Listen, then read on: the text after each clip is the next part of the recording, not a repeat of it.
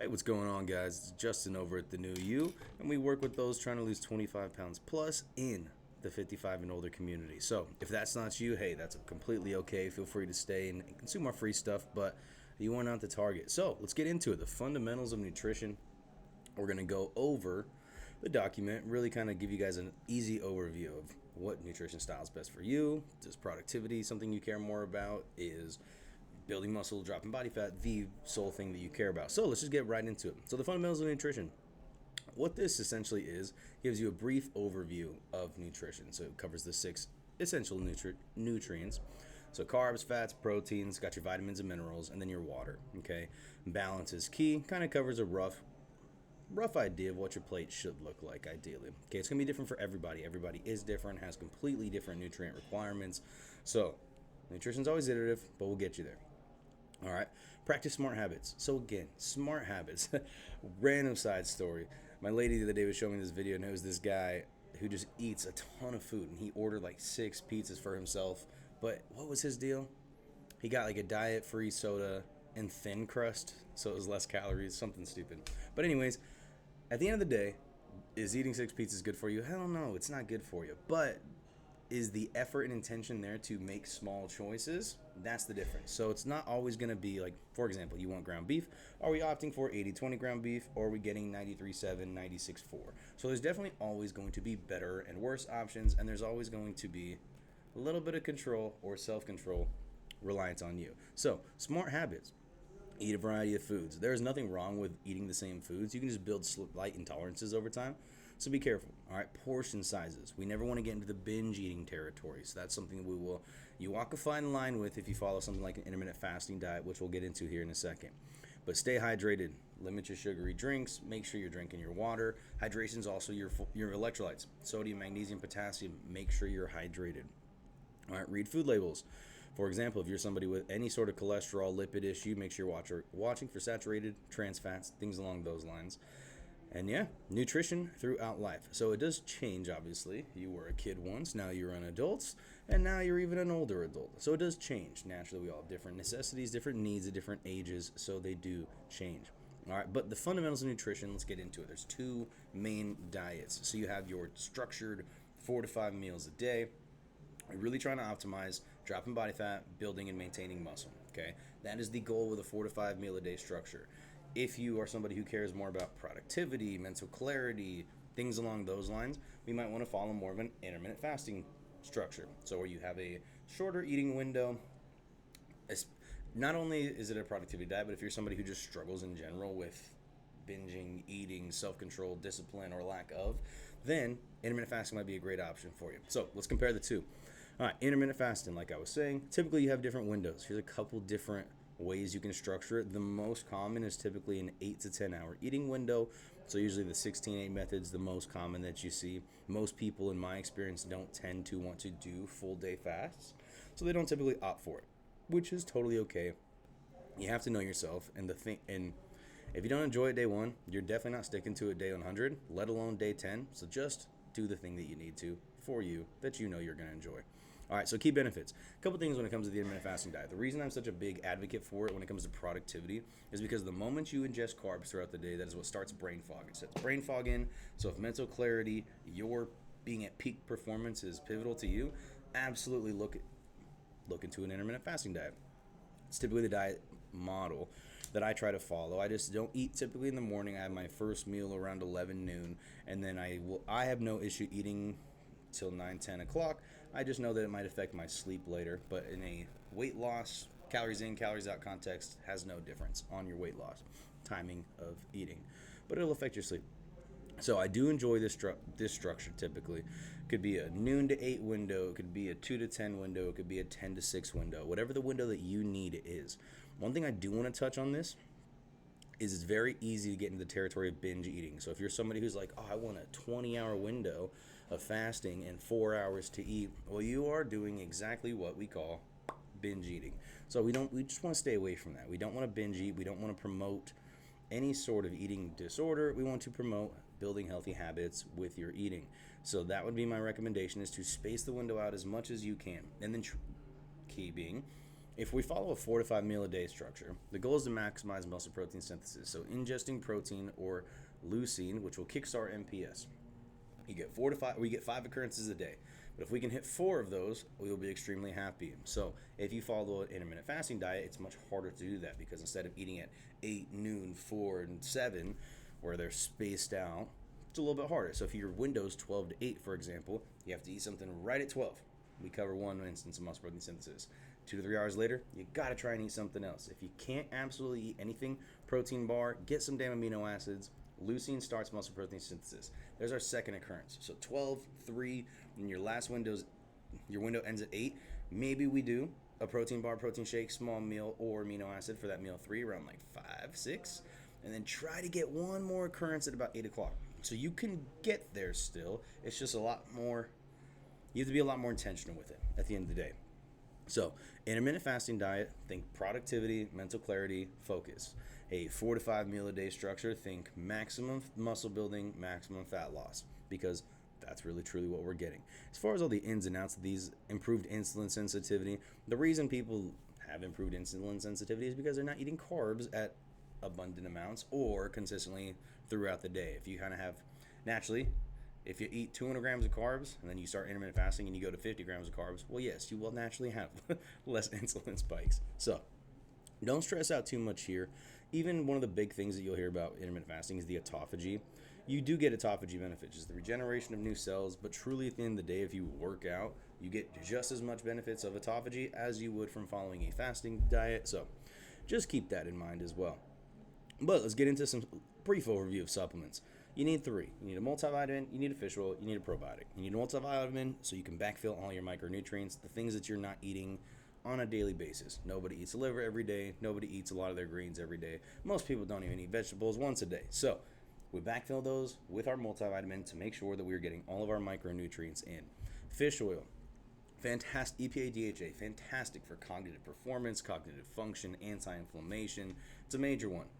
Take your dang fish oil, okay? Ideally, you take about a gram of fish oil a day at a minimum. But hey, I know sometimes that fishy taste is rough. Put them in the freezer, put them in the fridge, take them on an empty stomach. All right, probiotics. So gut health. Obviously, we do care about your gut health. There's no point in trying to eat healthy if we are not breaking down and absorbing nutrients properly. So get a good probiotic. Ideally, at least 50 billion AFU, CFUs. You want something that's going to genuinely have an impact on the gut. My personal favorite, the one that I take right now, is the seed probiotic, so check that one out if you're interested, but I do like that one. All right, applying intermittent fasting. So if we're going to apply this, what's a simple way to do it? We choose our methodology, like I was saying earlier. Pick your window, okay? It's got to work well with your schedule. It's got to be something that you can actually follow. Don't set something that you can't follow day one, please, for both of us, all right? So choose your eating window. Stay hydrated during fasting. So this is a great tip, actually. Can be a great tip. Some people are weird and they'll like chew gum. It'll help you when you're fasting, but then people will argue that chewing gum starts digestion, and so then that in turn doesn't actually help you. Me personally, I like sipping on liquids. I have no issue that might start digestion because once things touch the tongue, they start breaking down. But in my opinion, it's never hindered me. And if you need to leverage something, you can always leverage a little bit of stimulants, a little bit of caffeine. Natural suppressant. It'll kind of keep the cravings down a little minimal. Keep them minimal as much as possible. But make sure you're drinking your water. And back to the electrolytes. Electrolytes all day. If you need something quick, go get a liquid IV. They're pretty dang solid. Okay, plan balanced meals. Now, as much as I would love for you to sit there and have your fruit, veggie, carb, protein every meal, is that realistic? No. So you got to plan ahead, plan according to you. If you work and know that 2 of your meals are going to come on the go, quick meals, and get your shakes, get your protein bars, get your salads, get your pre-mades, do some meal prep, whatever you need to, plan ahead of time. All right, monitor your calorie intake. You got to find your baseline first. If you don't know where you're at, you will never be able to genuinely know the baseline. So you might start at too aggressive of a deficit and then put your body in a weird holding pattern right from the jump. So listen to your body, weigh yourself, figure out and track your calories. See if the weight goes up. If it doesn't go up and down after a couple days, that's the calories. That's your maintenance right there. So listen to your body, like I was saying. Now, obviously, hunger signaling, if you're somebody who has 30 plus pounds to lose, is going to be all over the place. You're growing in leptin. You're truly not hungry. Anybody that has sub-Q fat they can grab onto is truly not hungry. We just don't know how to actually interpret what these hormones mean to us. So, listen to your body. It's natural to be hungry. Don't beat yourself up if you are when you're not in your eating window. All right, start gradually. So, again, like I was saying, you do not have to go over aggressive and give yourself this 4 to 6 hour window. There's nothing wrong if you want to be a little more generous with yourself and go like 12 to 12 start. See how it feels. And funny enough, a 12 to 12 is just pretty much a normal eating structure. So sometimes we have to give ourselves these little constraints to help us feel like we're doing the good thing, and then just to realize that we've been doing the good thing the whole time. So 12 and 12 is fine. It might follow you kind of right into that 4 to 5 meal a day. If you wanted less, just condense the window. All right, be consistent. Obviously, consistency is the key. You can't do everything great for 4 days and then 3 days bump up the calories or go over your calories by 1,000 plus. You're not going to get the goals that way. We're not building healthy habits that way. All right, monitor your health. So at the end of the day, make sure you're getting your blood work done. I'm a major blood work advocate. You need to know what is going on underneath. Most of the things I will tell you matter in a weight loss context, but there are a lot of things that do matter or will affect things that don't in a weight loss context, but they will absolutely affect you in a blood work context. Okay, so be mindful, get your blood panels, ideally every quarter. I know most people aren't going to do that, so just get it once a year at the very, very, very, very least, ideally every 6 months. But again, if you really care, get it every quarter. All right, and then customize your approach. So again, one size does not fit all to everybody, so you can't just take this one thing and be, or take the one thing you picked off of here, like this is what I'm doing, 16-hour fast, 8-hour window. It might not work for you, and that's okay. Everything is iterative, especially with nutrition, because you have days where you feel great, days where you don't, days where life's going to happen. So, 2 things. Remove the judgment piece on yourself. Things just are. There is no highs and lows. And write out what your version of a healthy person is. What does Ms. Jones or Jane or whatever, whoever you are, what does your ideal version of healthy look like? Like, for example, mine is somebody who could eat a whole pizza, and not beat themselves up and just get back on the wagon the next day, because that's just how they've always done things. So you got to write out what it is for you, and that way you don't beat yourself up along the path. And again, remove the judgment piece. Not everything's easy, and you're going to have days where it's smooth, and you're going to have days where it absolutely sucks. Okay, so that's your easy way to get into an intermittent fasting diet. All right, now again, 4 to 5 meals a day. What would that typically look like? That would be, like I said, 3 meals a day, breakfast, lunch, and dinner with a shake. Could be second breakfast, lunch, and dinner with a shake.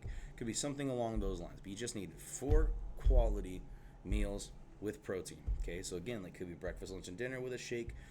Protein, leucine in protein is what starts muscle protein synthesis, and the goal with a 4 to 5 meal a day structure is to maximize muscle protein synthesis.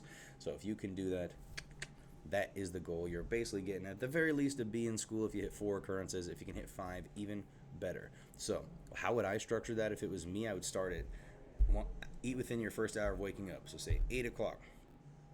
3 hours later, 11 o'clock, have something else. That's 2. At 2 o'clock, I might have a protein shake, protein bar, some amino acids. Then at 4 o'clock, 5 o'clock, I might also have another little shake, protein bar, and then I might save the majority of my calories for that dinner. If I was only doing 4 meals a day, it'd literally be breakfast, lunch, dinner. So 8, noon, 6 with a shake or aminos, somewhere split in between there. Okay. But again, the goal is we have to eat the protein to build the muscle, to maintain the muscle mass, and to drop the body fat. Also, if you hit your protein goal, gosh dang, if I could just give you one thing. If you just hit your protein goal, you will feel so much better, because if you can hit protein goal on days that you overeat, you might build a little bit extra fat, but the muscle mass is there, and if anything, we're building muscle because we're in a surplus. If we hit protein goal and we are exactly where we're at, calories-wise, we're right at our maintenance level, well, we'll just maintain all of our muscle mass. And if you hit protein goal and we undereat, all that's going to happen is we're still going to maintain our muscle mass because we hit the protein goal, and because we're under calories, we will drop body fat. So the protein goal literally is your main lever that you need to control, because wherever you're at, over calories, maintenance, or under, you will maintain your muscle mass, if not build. Please eat your protein. It'll also help you recover a ton. There's never been a time where I was dialed in and consistent with my protein intake plus my training where I wasn't recovering properly. It's when you don't hit protein, you don't work out consistently enough that you're sore for 3-4 days, you're sore for a week, things really hurt to the touch, and we don't want you to be there. So make sure we're run through it one more time. Okay, backfilling all of our micronutrients with our multivitamin. So we're taking our multivitamin. Any imbalances, deficiencies that we have, we need to make sure that we're backfilling them. Our fish oils, heart health, mental clarity, anti-inflammation. We need to make sure we're taking our fish oils. And then our probiotics, gut health. Gut health is the second brain, as they say, right? So if you're somebody who struggles from any autoimmune issue, from lupus to Crohn's to psoriasis to all the above, gut health is going to be pivotal, because somewhere in the brain gut axis is where we are having an issue, so we need to correct that as soon as possible. Okay, once you get your three basic supplements, because these are the most basic supplements you need to take, everything else after that is pretty much specific to you. Then we decide what nutrition plan we're going to pick. Are we rocking with an intermittent fasting style because I'm somebody who cares more about productivity, my mental clarity and focus, or am I going to pick a 4 to 5 meal a day structure because I want to maximize dropping body fat and building muscle and getting into shape as quickly as possible? Okay, so whoever you are, does not matter, but there's your rough overview of the two main diet structures, little tips you can do to follow them. So hopefully that helped you. I appreciate you guys, and yeah, keep killing it.